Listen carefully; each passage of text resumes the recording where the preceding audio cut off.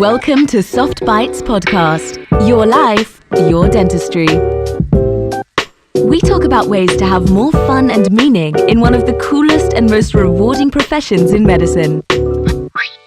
Conversations on how to bring awareness, create a healthy workplace, and provide emotional insights to make dentistry a fulfilling activity while making space for one's wonder, creativity, and freedom. Here are your hosts, Manuela and George Andre. Welcome, everyone. Welcome to the Soft Bites podcast. Hello, George Andre. How are you? Hello, Manuel. I'm good. And today we have a guest with us, António Roma Torres. António is a dentist, a Portuguese dentist, since 2010. António, if I'm not mistaken, yes. And endodontics specialist. So another endodontics here with us. We had a colleague that's also is an endodontist not so long ago with us. And António, welcome to the Soft Bites podcast. Thank you for joining us. And I'm going. Thank you for the invitation. Sorry, it's always difficult in this kind of podcast with the delay to try to not, and I talk a lot, so please sign me if I'm talking too much. I'm a big fan of this podcast, so I'm very happy and proud to be here with you guys. And George, I follow you for a long time, and I always like your ideas and the way you expose your concepts. And Manuela, since COVID, maybe since 2021 or 2020, I was amazed with your content that is really out of the box, as we are used to see in dentistry. And I'm also Thank you, António. Well, the reason that one of the probably the most important reason why we invite guests is because we believe they have something else to say besides dentistry, and we've been watching you, not stalking you, but we've been following your path, and you have quite. You have a lot of initiatives. I mean, you have a podcast in endodontics, so and you do several things besides dentistry or within dentistry. And I also think that you are very outspoken. You are not afraid of speaking of subjects, and that's very refreshing. That's very refreshing to see. So tell us a little bit about yourself, António. Tell us why you became a dentist. Your journey in dentistry was, why is António a dentist? This is one of the majority of stories. Like, I wanted to be a doctor of medicine. It's a cliche. I think all the Portuguese dentists I heard so far in this podcast start to tell that they wanted to be medical doctors. And in my case, I wanted to be a psychiatrist because my father is a psychiatrist and my mother is a psychologist, and my brother is also a psychologist. So everybody works in the. I wasn't expecting that. Yeah. I was sorry to interrupt, but I was thinking to myself, what kind of person would I be? I had no idea about that. I already knew because António already had told this. I didn't know that one time that I heard you speaking. But if I had a father psychiatrist, a mother psychologist, I was like, look, I must come out something, some good person, isn't it? Because No traumas. I don't know. I don't know because I never been in a other ambient, so I cannot tell you what is different and what is the same as everybody. But it's a classic thing, and also in psychology, it can you can explain that, because my name is António and my father is also António, and I'm the first son. So I don't know if I wanted to be a psychiatrist or if it was an echo of, I don't say expectations, but in some way I was influenced to have this idea. But I was a lousy student or a mediocre student because I like to understand things, but I don't like to go to the detail of knowing like 100%. Is nowadays it's good because I think the information, we have a lot of information, and nowadays no one cares about the full information. Everything is about snippets of information, but maybe in the 90s I was already dealing with snippets of information. But as I was approaching the 18 years old, the last year in college, I knew that it was impossible for me to enter in medicine. And I remember thinking like, there's times people are very happy in prisons, like they got in their community, and they have like theatrical groups, and they are inside the community in a prison, and they are very happy. And I thought like, I have to try to find happiness in the path I'm heading, and I don't know what kind of path. And is you that. realize that Uh, at 18, but 18 years old, you are saying. That's nice. yeah, I remember this kind of idea like there's people happy everywhere. I try. I must try to focus another thing, and as a first son, I tried to be a psychologist, like it's near psychiatry. But my mother told me, no, don't do that because the career is not good. Go to dentistry because it's near medicine. And as a good first son, I accepted, and I went to dentistry. Even for dentistry, I was not a very good student, so I got in the private university. It's a gift to have the possibility to go there, and I have a lot of gratitude because my parents always supported my costs, and it's great to have that kind of possibility. But I was not very interested in dentistry. For me, it was not like a dream. And in the first years, I was not very motivated because the first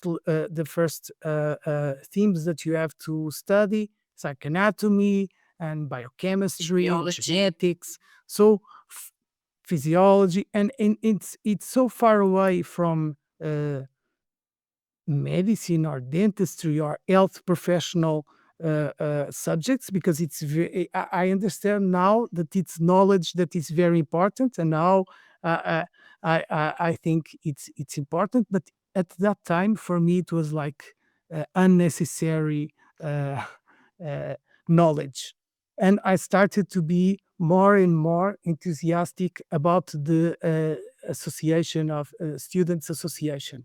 So I was always on my mind thinking about things to do in the Students Association, and I learned a lot. I organized 2 or 3 dental summits for the students, and it was great to talk with the sponsors, and also talk with lecturers from outside the university. And in that time, it was before social media, so I remember trying to find lecturers from outside my university, like going to those like dentistry, um, the journal called Dentistry, try to see. And I remember to see a name like Paulo Monteiro, and I was like, ah, maybe this guy is good. Maybe it's a good lecturer for me to invite. It was a different world at that time.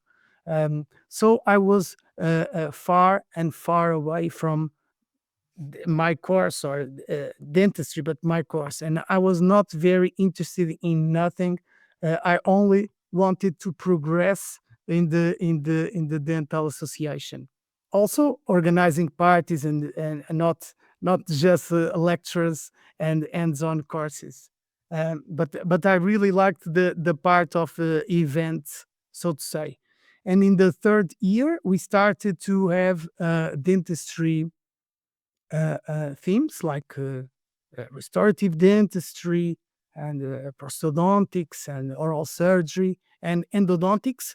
And even at that time, I was not fascinated with endodontics. I remember the first lecture was the histologic limits of the pulp. And I was like, oh, this is awful. I don't want to be in this class never again.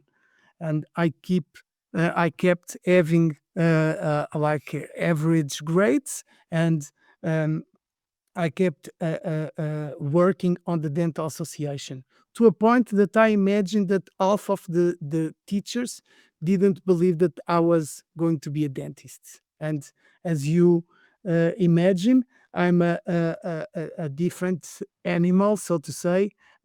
So I understand that the teachers looking at me always talking and doing jokes, uh, um, my even with my hair not well composed, they imagine like this guy is going to be a artist or something.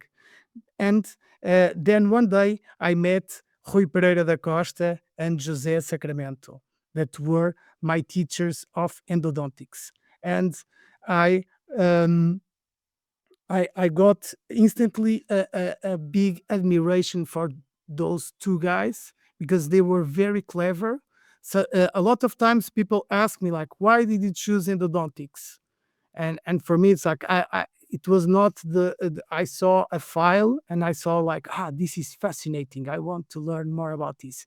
For me, in my opinion, when you choose a career, it's always an admiration for a teacher or for someone that inspires you. And Rui Pereira da Costa and José Sacramento inspired me to uh, pursue endodontics, and it was the only field that I liked. And everybody knew like, okay, he doesn't care about anything, he just wants like endodontics and the student association. I don't know if you want I don't want to be this podcast like a monologue. Yeah. Loving to. And I was about to ask you why endodontics. Yeah, that was your first contact. Okay, so that's how you got the passion for endo. I mean, but you've been in the endo game for quite a lot of time, right? So Yeah.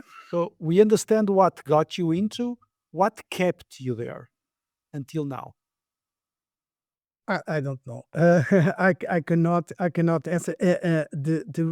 There's several things that I think I like about endodontics. The first, I don't like to depend on the opinion of the patient, and this is one thing that gets me afraid of doing aesthetic, because for me, I don't like even to do a small Patient restorative opinions or procedure. expectations. It's two different. Okay. Opinions. I can deal with expectations because Because it's very I objective always in have Olympics. no, and for me it's very easy to talk with people. So I think that my family influenced me. I'm very sensitive about language and about what people are saying with precise words. And for me, expectations, we are talking about the future, so I'm not afraid of talking about ideas and dreams, and so for me it's easy. But the opinion, like having a mirror and asking like, do you like my work, and wait, and the patient say, It's I don't interesting. think. Yeah, I never thought it in that way, but you are absolutely right. It is. You put yourself in a Yeah. quite vulnerable place by doing that. It's for sure. Yes, For yes, sure. exactly. Yeah.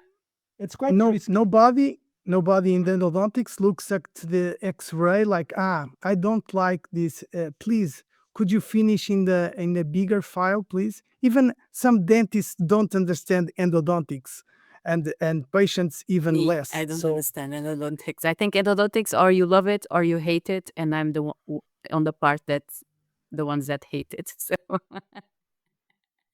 I don't know if there's the case. I think that you don't like what you don't know, It's true. It's true. and It's true. and you don't maybe you didn't invest the time to learn how funny is endodontics. I really love endodontics, but I never did anything else. So I it was not I was born to be an endodontist, but I always wanted to be an endodontist. So I also cannot tell you if I were happy orthodontics or something. Uh, but I like this part of the field. Also, I like the respect that my colleagues give me for liking endodontics. I, I, it's very the people are always very nice with endodontists. It's like thank God you're here today. I was expect tomorrow you are not here. Oh, so bad. Um, so it's great to have the appreciation of the colleagues, not the patients, because they don't understand the complexity of the treatment. But I prefer the admiration of people with knowledge. So uh, I'm fine with that. And the technologic part, I think the endodontists are very nerdy. They like a lot of technology, a lot of gadgets, a lot of small characteristics. I like also. And finally, also that sometimes it's impossible. Like you are an oral surgeon, okay, you can be the best even if you are not a great oral surgeon, you are going to extract the tooth. Maybe you can measure, like a very good oral surgeon, the patient has less pain, for instance, or the healing is smooth. But if you see the radiograph, like 1 year after, you cannot know if it was a good oral surgeon or a bad oral surgeon. And in the endodontics, you can be the best in the world. There are some canals that you cannot get patents, and you have to deal with that, and that's life. And that's great to have something that is more complex than your ability to do. Antonio, what about when you finish when you finished university and you start working? Was it what you expected? What's if you look back until now, what were your biggest challenges in your career until now, and how you have handled them? I since the when I ended my course, I wanted to work with José Sacramento, that was working in the big clinic. We can say the Paulo Malo clinic. He was in Malo, Porto, and I was like, no, I want to work with him because I knew that there dentists were working by departments, and I waited 3 months until I got accepted in the clinic. So I sent my curriculum only to one address. In fact, I sent in several addresses, but the final destination was the same. I think it got to a point that they had already my curriculum. It was like spam. They were like, okay, not. Uh, I don't want to see this face anymore. And I started to work in Lisbon, and it was a great experience. I was the only guy that wanted endodontics. Everybody entered in the clinic with the hope of placing dental implants with the mighty Palomalo. And I was like waiting, like, okay, I have to be here 1 month before I got to endodontics. And I remember to think, like, how unfair is this? I'm here seeing Paulo Malo doing zygomatic implants. People pay to see a video of this, and this guy is paying me, and I'm not paying attention. It's like, okay, I'm seeing, but I'm not getting the value that is right in front of me. And how unfair is life. I met Nuno Pinto in a Malo clinic in Lisbon. He was an endodontist, and it was uh, uh, um, a big shock because I was used to the very tidy endodontist. The clinic very Rui Pereira da Costa and Sacramento has a lot of methods, and they are very focused and very precise. And Nuno Pinto was very speedy. He did things in a velocity that I could not believe it was possible, because he is a pure clinician. So maybe it's difficult to say who is the best endodontist. I love to do examples. For me, it's a little bit like Eric Clapton and Jimi Hendrix. It's like both are really good players. It's different style of music, and it was great to meet him. And for me, it balanced my clinical practice. So Antonio, but you lived. Where did you took the course? You took it in Porto or in Lisbon? Yeah, Where I did you took it in graduate? Porto, in Fernando Okay. Pessoa, the Yes, so then- University of the Endodontists, because Okay, you have a lot of endodontists from Yes. Fernando Pessoa. Yes. And I lived for 1 year at Lisbon in a Malo clinic. In Lisbon, Okay, so in Malo clinic. okay, yeah. So you moved from Porto to Lisbon for 1 year. How was that? How was Lisbon? I mean, were you thrilled and were you Not really.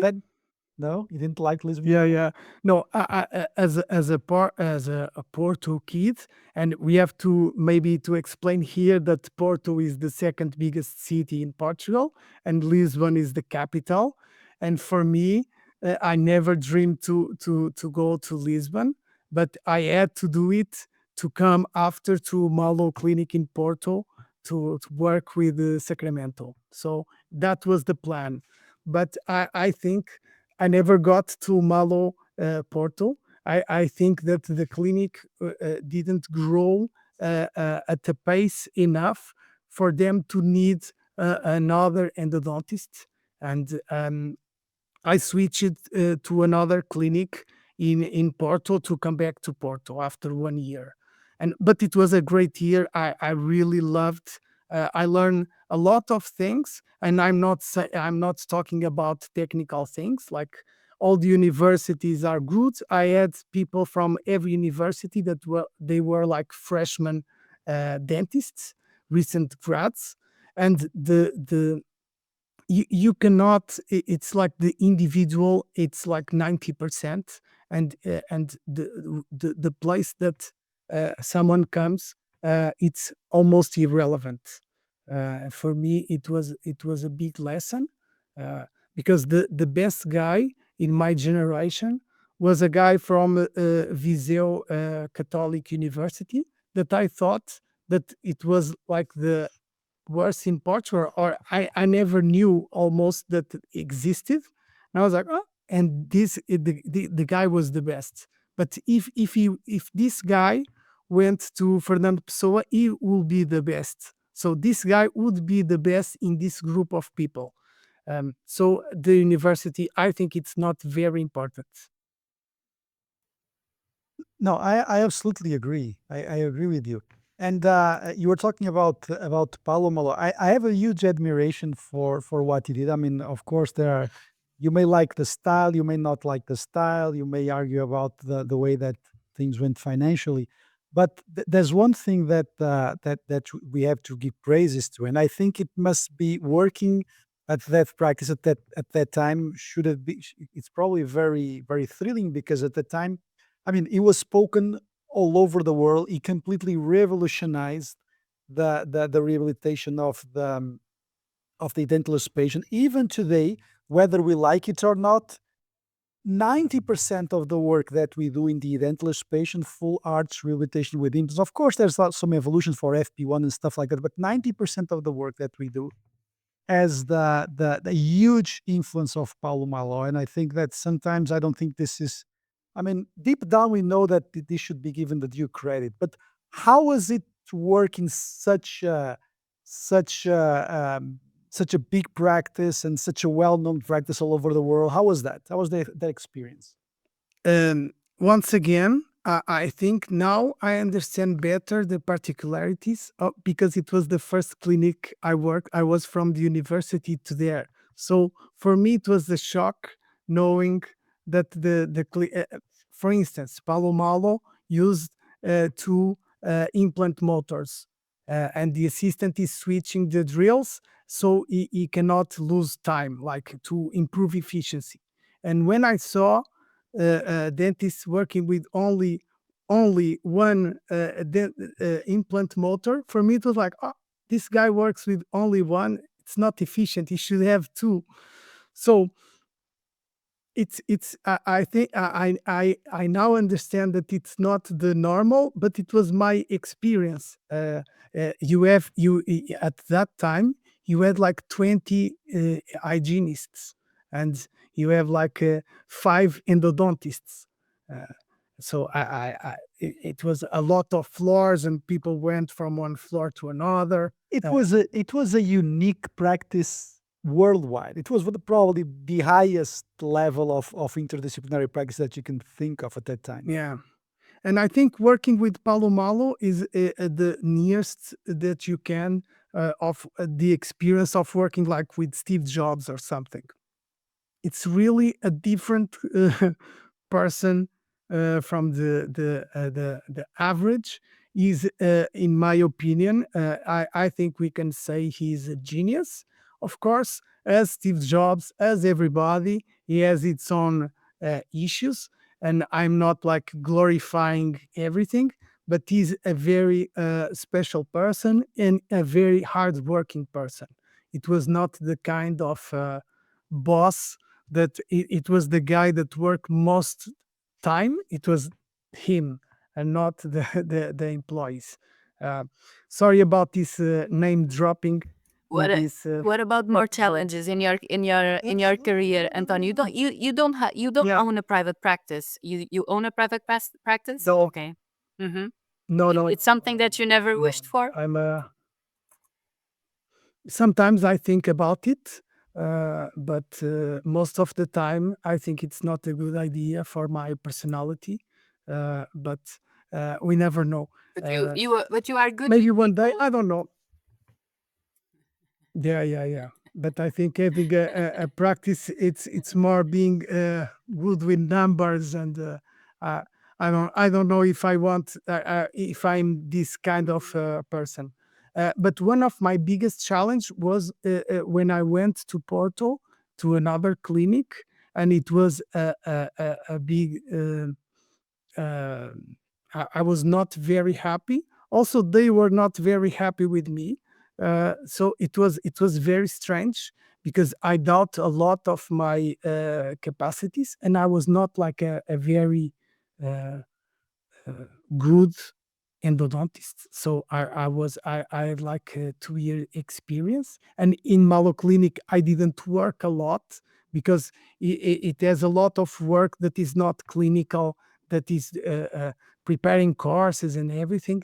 I worked. I said as a joke, like we work. And we start at like 6 o'clock. At 6 o'clock, we start working the new guys because the experienced clinician went home, and our schedule was longer, and it was a moment that I had a lot of doubt if I was like a fraud, because I knew a lot of names of files and concepts, but in my hands, if you saw me working, was like a disappointment. Like, this guy talks a lot about this and that, and he That cannot happens to all of us. make it. That happens to all of us. It's normal. We need to learn, and we make mistakes in the beginning, and learning from the mistakes. Yeah. But Maybe in that clinic, they were not prepared for my kind of idea about dentistry. Maybe they were shifting from one dentist does everything to departments, but I was already very focused and working in Malo Clinic. In my idea, the departments were closed. Like, no, this is for the restorative dentistry floor. no, this is for oral surgery floor. So it was very hard for me, and I think it was the time I was more sad about my professional life. I remember to like waking up and thinking, I hope this day pass quickly. I want just that this day ends quickly. And nowadays, how Yeah, do you feel when you and wake up to work? Excited, motivated? yeah, no, nowadays it's different. I'm not the same person. It's not comparable. Um, but I remember that I was very sad with that, and I had to leave. And I talked with my father, and he was like, "No, you have to leave. This is no place for you. You are not getting anything from there.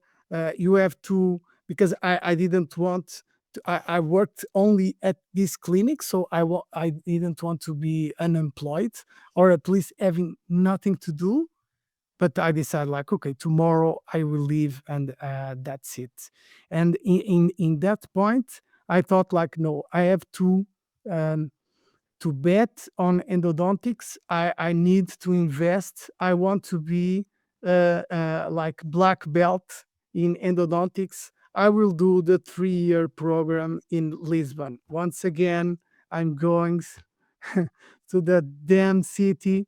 I have to uh, be an expert, and I went. So you stayed in Lisbon for another 3 years, right? Yeah, After that. I went, and it was You went- very funny because I worked like Monday and Tuesday in Porto. I went to the post graduation Wednesday, Tuesday, and Friday, and then I did courses with Rui Pereira Costa in Saturday and Sunday. So it was great because in 7 days I had the opportunity to work, to learn, and to teach. That's It was a very little nice. bit exhausting. Yeah, very nice now, Yeah, but looking back. it was very exhausting. But I noticed that my skills, it was like a muscle. I saw my endodontic muscle growing because I posed the question on Wednesday, I answered on Saturday, and I worked on Monday in the Yeah. clinical setting. But So it was, it also gave you a lot of experience into teaching, right? I'm sure that yeah. many of the things that you learned at that time, I mean, it just piles up, and you get much more comfortable around students and teaching, isn't it? Yeah, I love teaching. I'm a frustrated professor. No, but I think that my dream when I was a student was to become a teacher. Now I'm very happy because I can teach outside of the university, and now I feel the pain of my friends that are teachers, and there's a side that is very shiny, Yeah. and it's great. And my wife was a teacher for 10 years, so I know the reality. Yeah. But then you have a lot of things to deal, that in private courses you have the freedom. If I want, I can change the program in the next edition. I can react to things, and to change a program in a dental program, it's almost impossible. It's like a 2-year uh, challenge, and maybe you cannot do that. So I always, since the beginning, I like to teach. I was very happy when Rui Pereira da Costa invited me to do the courses. I was not that good in teaching. I remember in the beginning, I tried to talk as less as possible, like to not make a mistake. And for me, as you can understand, and maybe the listeners also know at this point, that I really like to communicate with people and to talk a lot. And at that time, I remember to try to stay as chill as possible. And it was great to learn from them. Um, Once again, they were like my heroes in the university, and it was like the dream come true, being a friend of Rui and Sacramento and the rest of the guys.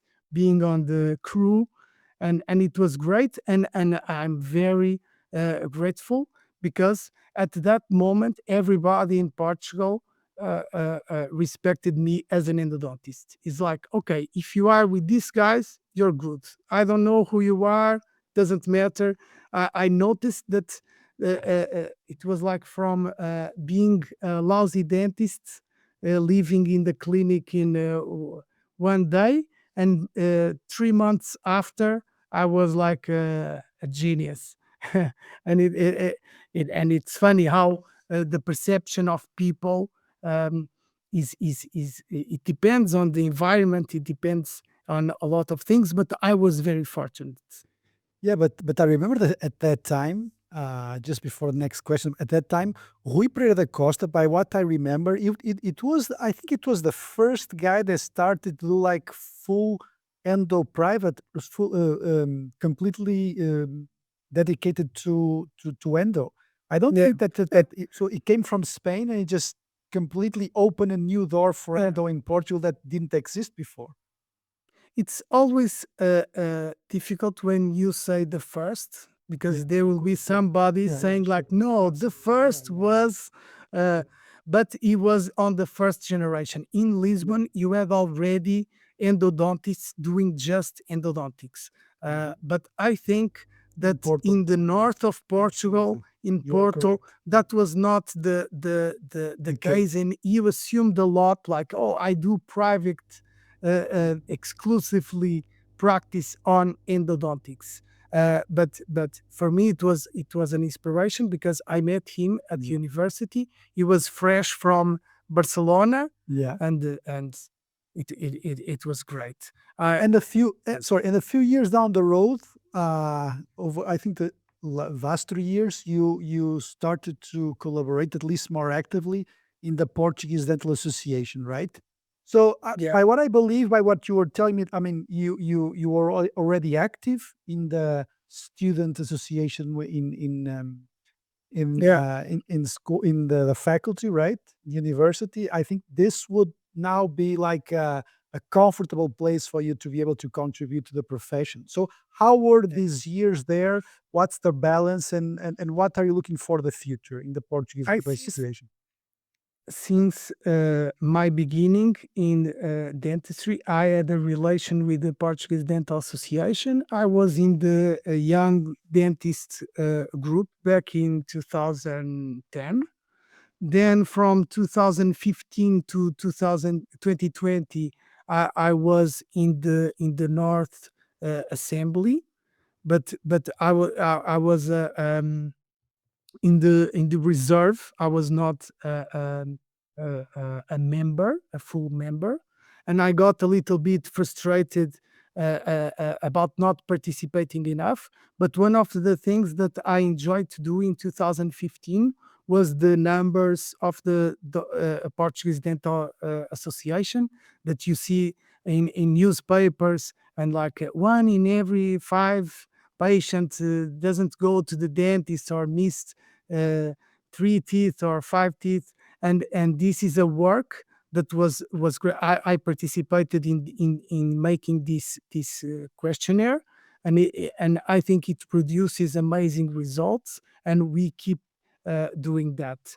And in 2020, Miguel Pavão, the president of the Dental Association, told me that he had the idea to make a list and to try to win the election. And since the beginning, I thought it was a good idea. And in 2020, we won the election, and I had the opportunity to be more active in the Portuguese Dental Association. I've been in the Continuous Education Center, the present from 2020 to now. It was so good that I don't want to do a second term in the continuing education program. I think that in Portugal sometimes people stay a long time in the same role, and I want to be missed, like, this guy could do one more term, and not people get tired of me. uh, getting out with freshness. And it was a great challenge because in terms of leadership, I was the second youngest in the group of amazing dentists, really smart people. And it was great to test my conviction that you can be a leader without being like uh, the guy that says what is, and trying to in a creative way to think in new paths and give voice to everybody, and in the chaos develop work. That's very It was interesting. great. What you just mentioned is that you see leadership as a way when you influence people in a positive way, right? S- Uh-huh. Yeah, you have to have a good group, and I was very fortunate to have a lot of intelligent people. So that's an ingredient that you must have to have this kind of chaotic leadership, and it was great for me to pose the questions to the group and trying to see new things that we could improve in our program. And we invited Manuela, that I was very happy with that, because it's not like a standard team. Nowadays maybe it's more normal, but back then I It was think very brave it of you. was Yeah. not a risky. Yeah. I would not say brave, but I think it's a little bit out of the box, and we kept trying to have a program that was very complete. Like we had like I don't know, very experienced implantologists like Manuel Neves, but also very young dentists, and we have you with a very young idea. So we tried to go to all the themes that we could think that were I just let me follow this conversation that we are having, because I want, and I know that you are interested in this. You already mentioned, so the part of personal development and dentistry, the importance of soft skills in dentistry, because I think there is a point in our career that we uh, come to realize or understand that the technical skills are not enough. That we need also the other human skills, social skills. What do you think about this, Antonio? And how have you been developing your soft skills? I totally agree. I think in my personal experience, it now I come the full circle, because at the beginning I naturally I was uh, uh, very at ease with the patients, talking with them. I always I'm very sensitive, as I told you, about the words and the frame that the patient is in. And uh, and and now even in courses I try to transmit a little bit of my ideas in terms of communication. And I can give you an example. Like, if a patient and this week a patient asked me like, is is it going to hurt? And I understand, and I'm working in my compassion skills. And as we talked off records about the podcast, the Rongon Chatterjee, I think he's a very human Yeah, and it's very compassion person, and based. I It's would very love, compassion based. Yeah. yeah, and I would love to be like that. And I try to make that inception in my mind to become more natural. But I also know that sometimes the question he's asking is not the question that he's asking, and the answer that I should give him or her, it's not the answer that this person expects. And sometimes I say, this week I told the patient like, I cannot promise you it will not hurt, but I can promise you that if it hurts I will stop. And it's like Can I ask you?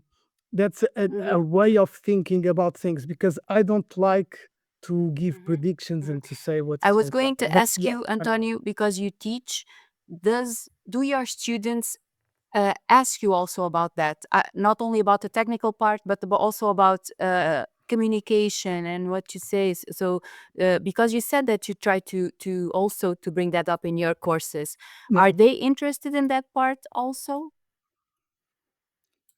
They are interested, but they don't question that. It's not what they expect.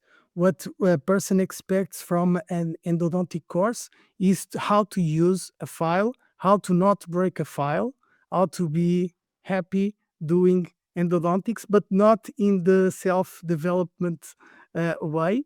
It's just having the skills, not even understanding the diagnosis. It's like, no, I just want to do an endo and be without any issue.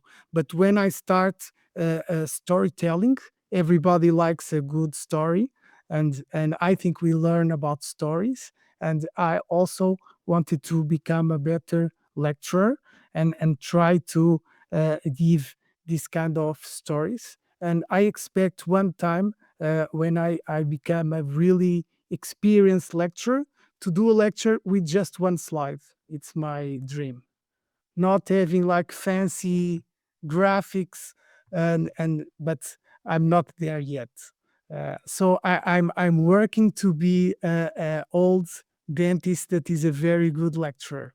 It's my challenge. That's nice. Yeah. Um, it, what about the way that you balance stuff? I mean, you had a baby. You work in, I don't know, maybe a few private practices. You have private courses. I mean, you traveled for education. You're on the Portuguese Dental Association. Is Your it wife is a difficult to you? dentist I mean, too, do you so enjoy it's two this? dentists in Your the wife is a house. Yeah. dentist. Yeah. Do you enjoy doing all these different things, or does Yeah. it overwhelm you? It depends.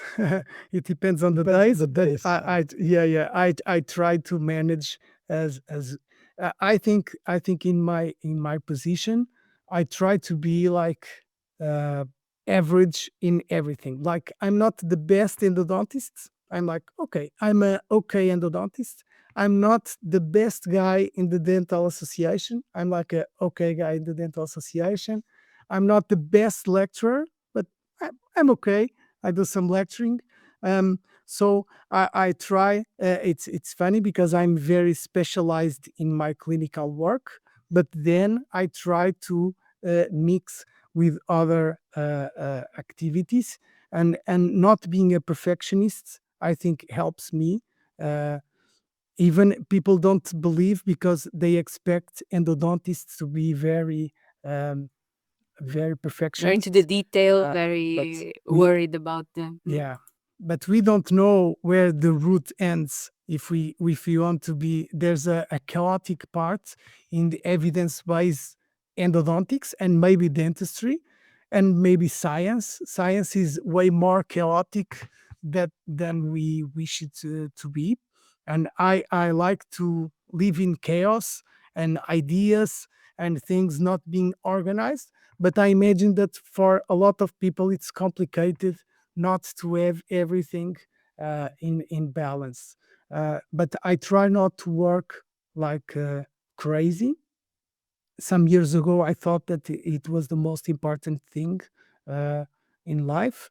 Now I try to enjoy being an endodontist, enjoy doing courses, and enjoy having some time for me and also for my wife because she has a lot of projects also, and it's also a funny balance because.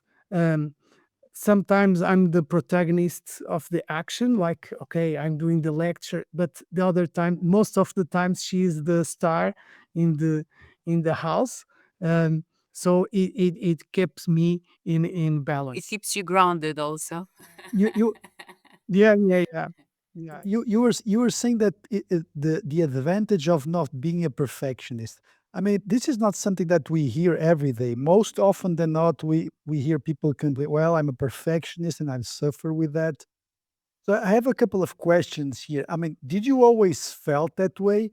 Because, for example, for me, it's very difficult because I am I'm much better now, but I am a perfectionist. I'm obsessed, and I suffer a lot with that. I mean, everybody that wants to do things the best they can, that sometimes in a way that it's not reasonable. So I suffer with that, and for me it's difficult Yeah. to understand someone that sees life from a different perspective. So did you always felt this way? Was there a shift? I mean, the because I love the idea of this is good enough, and if I try to make it better, I'll probably make it worse, or I'll be making my life Yeah. worse. So when did you find out that you? When were you sure that you were not a perfectionist? Was that intentional? How was that? Yeah, it was looking at the X-rays that I was sure. No, when I went to the university to the post graduation, then I was sure I was not a perfectionist. Uh, like uh, for me, because I think I'm a doctor and I perform a treatment, and the treatment is in benefit of a patient. And if there is no benefit in the patient, I'm doing like a craftsman thing, or I'm doing a activity for myself, and that's not the idea. But also I'm not a guru, or I'm not enlightened I in understand. the way that I don't suffer. And a lot of times, not being a perfectionist, I think sometimes I think I'm a fraud. Like I'm not good enough. I'm not a very good dentist, and I have to deal with that. Another question regarding your family setup, let's say. So a father psychiatrist, a mother psychologist. I mean, I'm just trying to think, if I was a psychiatrist and if my wife was a psychologist, would I mean, did that have a positive influence during your bringing up? I mean, were they aware that there were some specific things that they should do to raise a happy kid? How did you feel that? Did you feel that they intentionally and actively try to give you a healthy, emotionally and physically bringing? I don't know, because I was not raised by anybody else, so it's different. It's difficult for me to say. Maybe if we have a camera and we could see in the 90s, you could tell me like, ah, okay, they were talking. I think I talk a lot because we talk a lot at the table. I think that my parents always treated me like an intelligent person, like talking with a human being, not with a Like retarded person, or like a an kid, like, adult. oh, They he's a treat you like kid. an adult. Uh, yeah, I think that. But also, you must understand that they were living at home. It's like when you are at home, you are not Jorge André Cardoso, the dentist. So uh, uh, uh, I don't know what is the specifics. I know that I talk a lot with my parents about interaction with patients, and they don't understand the technical part. So it's strange to explain what is a perforation or a MB2, but it's easy to understand. Okay, and the patient said that, and I said that, and sometimes it's good to analyze what kind of speech the people um, I interact with, what kind of interactions we have, but also uh, I don't get the person all the time. Sometimes it's great people, and endodontics. You have a lot of people with phobia, and sometimes I nailed it. Like in 5 seconds, the person is without any fear. But other times I cannot click with a person, even if I'm getting better at it. I use music a lot. I use some tricks, uh, not strange tricks, and I think I'm always going to learn hypnosis, but I never started. It's a dream. Like I want to understand better how can I improve the state of the other person with my words. Antonio, let me, because one thing that I read when I was preparing for today, I read that your consultations are a true musical journey, and you just mentioned that. So tell me, because I already knew that that you loved music. One time that I heard you, I think it was in w- uh, some lives that you guys did because of the congress. I don't know, maybe 2 years ago. You talked about your passion about music, and so you integrate music also in your work, right?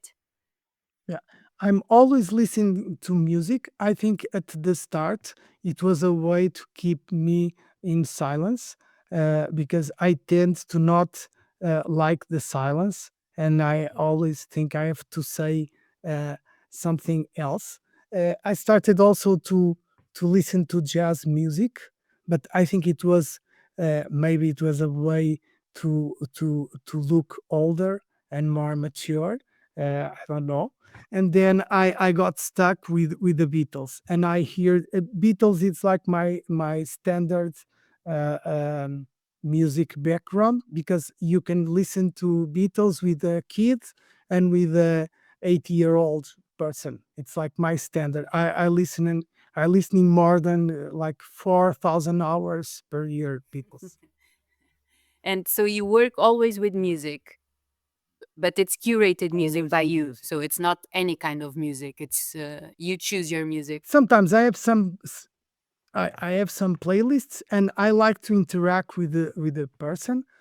One of the things I do more, it's like when I see a guy that is a little bit older than me, let's say Jorge André Cardoso, he gets to my office to do a root canal treatment, but in this story, is not a dentist.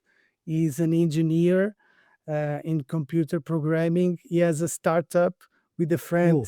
in I like England. this game. And Cool. Go on. Go I, on. sometimes I say, okay, you are very lucky, because I will choose my favorite album to do a root canal treatment, and the person makes Okay. So I was say, oh, your favorite. So what would that be? no, no, because you're a dentist. A normal person say, "What? You have a, a, a favorite album to do a root canal treatment?" This the people get not annoyed, but they think it's very strange. And I say like, "No, it's an album that I like to hear when I do a root canal treatment." And I say, "I will not tell you what is the album, and if you don't know in the first seconds, I will be very disappointed." So they are focused on the music. But yeah, they are focused on the music, and the first music is not very easy to understand. But it's a classical album that everybody likes in the face of the earth, because it's the Dark Side of the Moon from Pink Floyd. Okay. So there's a moment, and the first track is strange. They cannot understand, and then 90% of people say like, ah, that music. And I say that the time I take to do a root canal treatment is a Dark Side of the Moon with a Wish You Were Here of margin of error, because it's 13 minutes. Yeah, It's Oh, cool. that's a nice way. that's refreshing. Yeah, yeah. So you use a lot of music also as an aid for relaxing the patient, creating rapport, talk about Yeah, music. but as a tool for personal interaction. It's not like I have a playlist on Spotify like relaxing clinic, a soundtrack, meditation, music. No, I try to see by the look of the person and the age what kind of music that I like and the person also likes, because I don't ask people like, choose the music we are going to listen. Nice. I don't like that idea, You because I like to control the environment. experience, yeah. And you also like to feel good while you are working. So let me Yeah. ask you something, and I think I'm going to give you an example, and I think you will understand where I am trying to go in endodontics. So, for example, let me give you an example that happened to me maybe 6 months ago. It was the most dramatic failure that I had in dental implants. So basically, there was this guy, he still had some lower teeth, he could still chew, but he had to remove all these lower teeth, and we had to place 4 or 5 implants, I don't know. And then 4 months later, he was feeling that bridge loose, and he came to my associate, and she screwed in, everything was okay. Then it got loose again, and it came to me, and I was just, I tried to screw, and it started to give some pain. I was like, oh shit, there's something wrong here. So I clearly remember removing implant one by one, and that sound of the metal clicking on the metallic support. And 30 seconds in my head, I was like, I need to rehearse the speech that I'm going to talk about this guy, to tell him that actually now he's going to be 3 months without teeth. And he's divorced. He was starting to do some dates. And I was like, oh shit, I really messed up here. There's something. So my question to you is, what is on your head when you broke a file, or where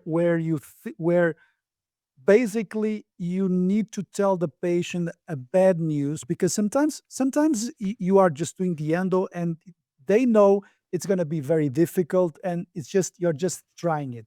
But some of the situations, you just go thinking you are going to save the tooth, and Yeah. somewhere down the road during the treatment, you just say, look, I'm going to have to inform this guy that this teeth needs to be extracted. He wasn't counting on that. We are maybe thinking about an implant. So in your head, there's the whole story starting to pop up. So what's the technique that you use for that? What's in your mind? What's your approach? How do you do that? Any playlist for that? No, no. I shut down the music. It depends. I don't have a protocol, so I will try to remember like some situations and try to compile in because I don't have a answer to give you, but I can imagine, because a lot of times I say uh, people things, that bad news that they don't want to listen. And as I'm a very joking kind of person, it's very bad, because I'm always joking, I'm always smiling. It's like a loose ambient. It's great, and then I imagine that a lot some patients thinks like, okay, this guy's moron, incompetent. He's smiling and he doesn't know what to do. But I think it's important to know that there are patients that think that I'm a genius. There are patients that think I'm a good dentist, and there are patients that think I'm the worst dentist in the world. And I think we have to live with that a little bit, like musicians that have a lot of fans and people that hate, and it's our job to deal with that. When um, when I give a bad news to a person, or explaining that the root has to be extracted, the tooth, I say that it is what it is, and we have to extract this tooth. And I try to see like the positive side, like it's important to understand what we are dealing, and at least now we know that the treatment we have to do is this treatment, because it doesn't matter if the treatment does not match the diagnostic. We will never succeed, because we will try to do treatments until we get a diagnostic. It's the worst way of working, and at least now we have the information. And since we discovered the information today, now we can start going to the right direction. And it could be worse. If I have not found today this information, we would be stuck in the error, and we were going to lose even more time. So at least now it's a bad news, but at least now we know where are we heading, or where should we go in terms of the treatment that is the best for the person. Huh. You said you had no protocol, no, but you, I think you know what to say. Yeah, I said a lot of times, so I had the opportunity to correct it, and and but it's only one tool. It's like endodontics, and sometimes I say to people not in the same sentence, but it's like imagine that we are talking about cancer, or you have to remove So one you put it lung. in That's a perspective. problem. So yeah, but I don't say in the same sentence. I uh, because I don't want the person to think that I'm diminishing the importance of this organ that we are talking. But it's important to put in perspective, and it's not like amputation of a leg. Um, Antonio, I don't know if Jorge André wants has any. That what about running? When did you started to run? When did you become a Yeah, runner? it was a middle age crisis. So I turned 40 years old this year, and I became a father also last year. So I quit smoking, and I started to walk and to nose breathing, listening to podcasts, because I was very unhappy because I really enjoyed smoking, and I started to do some breathing exercises to feel less unhappy. And I started to listen to podcasts and walk, to not being in the computer, because I liked a lot to smoke and to see things in my computer. Then José Sacramento told me, Antonio, you are going to run. And I said, no, it's impossible. I just walk. I'm happy. I walk. I nose breathe. I like to hear this kind of podcasts. I started to see a lot of health things in a more complete way, getting away from just technical dentistry. And breathing was a revelation for me.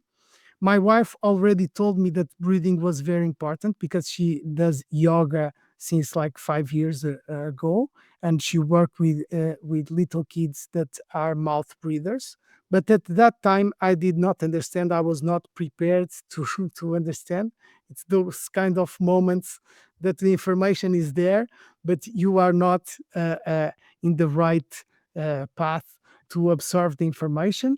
And I started to study a little bit about breathing, and I started to run and nose breathing. And I like to do exercise, breathing exercise before sleep. And I reduced anxiety of patients sometimes with breathing exercises. But it must be patients that are very complying, because the majority of people think it's a nonsense, and I don't want to scare people. That's enough, my music and my jokes, and some people cannot accept breathing exercise. They would think that I'm not like a real doctor or something. So it must be with specific patients that trust in what I say. Uh, and I had once a guy that was very nerdy and had this kind of smartwatches that said the stress levels. And I was like, no, put it on. Let's see the stress, and let's see what is the breathing. And if it turns orange, we'll do something. And I had the fortune to do all the treatment in the green zone, and he was very scared. He was the kind of person that starts to breathe in the very short way, uh, and it was great to see the smartwatch turning from orange to green. Antonio, what about how do you see the future of dentistry now with all of this artificial intelligence going on? And how do you see the future of dentistry, and how do you want to contribute for the future of dentistry? Yeah, I don't know if I will contribute for the future of dentistry. I'm not this kind of person. Um, but in the future, I think the AI is something that is very interesting. You cannot ignore it. So it's better to, as soon as possible, start to work with that. But you don't have to be crazy and say that it will not change. It will change the world as the internet changed the world, but the world will be still the same. So it will not be. I would say that it would not. It will be a revolution, but it will be gradually. So we will get used to it. And in dentistry, I think things are great in dentistry. Also, I would like to say that I think the young dentists are great, and everybody complains about the young generation, but it's always the same story. Also, in the I like to give the example of the Beatles because it was a boys band for stupid girls in the 60s, and it was not considered music. It was like noise for kids, and now people study the lyrics, and everything is teached in terms of the Beatles, and it's a reference. So we have to understand that we cannot understand what is happening in the moment. So maybe in 10 years we will be able to understand now what is the current situation. But I think that the young dentists are much more intelligent than the not so young dentists. They as always, old dentists like us cannot understand young dentists' problems, but it's the generation, it will always be like that.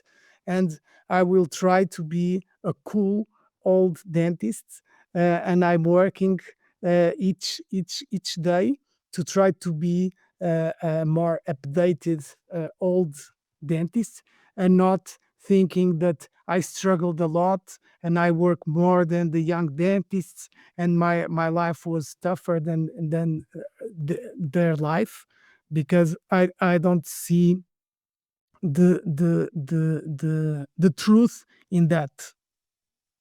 I agree. I agree with you.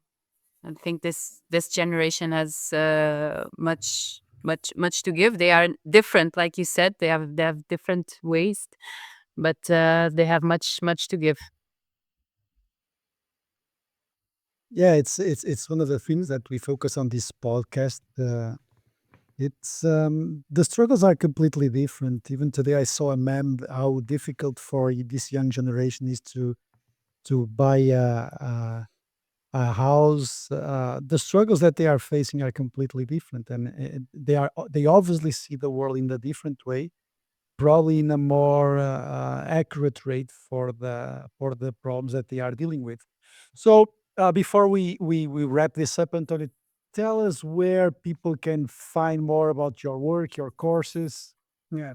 People can find my work in my Instagram account. That is my Okay. name, António Roma Torres. And I please, people, interact with me, because I don't have the motivation to be putting content every time.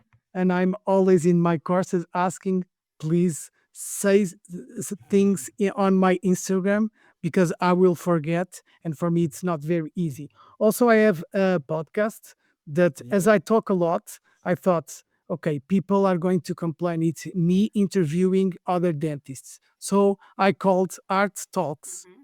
So it's me talking, so people cannot complain. Dialogues beyond the cusp. Um, and I talk with endodontists. Um, and I will put everything on the show notes. I will put yeah, everything on the show notes. And I advise people to follow you on Instagram, because, and like you said, to contact you, because you are very responsive. I know that when you see something that you like, you are always very reactive and very aware of things. Yeah, and I was very happy to see your content and your podcast since the beginning. I was very happy, and I always like to listen. It was very emotional for me to hear Diogo Guerreiro. That was my teacher. Um, yeah, it was. I was running. I know to listen to that. it was very special for me also. It was very Yeah, special. Yeah, it was a yeah, nice and podcast. it's It was great to be here talking with you guys. Sorry, I did not give you enough time to pose the questions. Maybe in the second episode. Do it Of again. course. I'm sure we're having you. Antonio, thank you everyone for listening. We'll see you on the next episodes. And don't forget, go to softbites.online and you find all the information and all the episodes. Thank you very much.